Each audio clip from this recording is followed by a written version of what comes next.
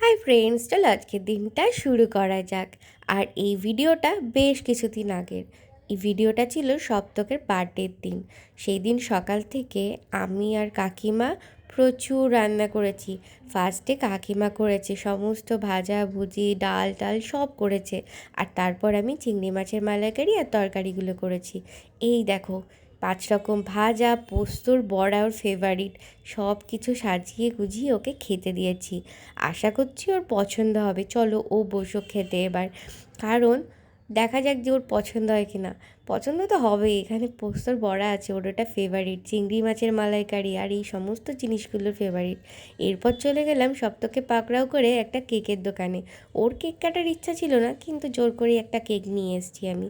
আর গিয়ে দেখি বাড়িটা এত সুন্দর সাজানো, কারণ সেদিন ছিল কালী পুজোর আগের দিন, ভূত চতুর্দশী, তাই এত সুন্দর করে লাইট দিয়ে সাজানো। এরপর একটা কেক আমাদের পছন্দ হলো আর এইটা নিয়ে চলে এলাম। তো এখন বাড়িতে এসে কেক কাটবো, মানে ও কাটবে।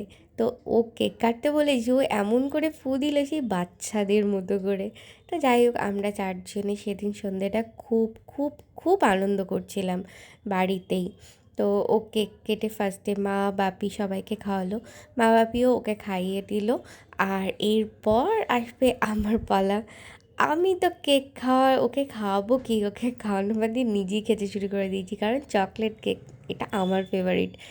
এখানে কেক খাচ্ছিলাম আর সপ্তকের সাথে প্রচুর ইয়ার্কি মারছিলাম, বলছিলাম এটা চকলেট বিড়ি, তো আমি খাচ্ছি, দেখ কেমন লাগছে, এইসব করছিলাম। যাই হোক, এইসব বাদ দাও।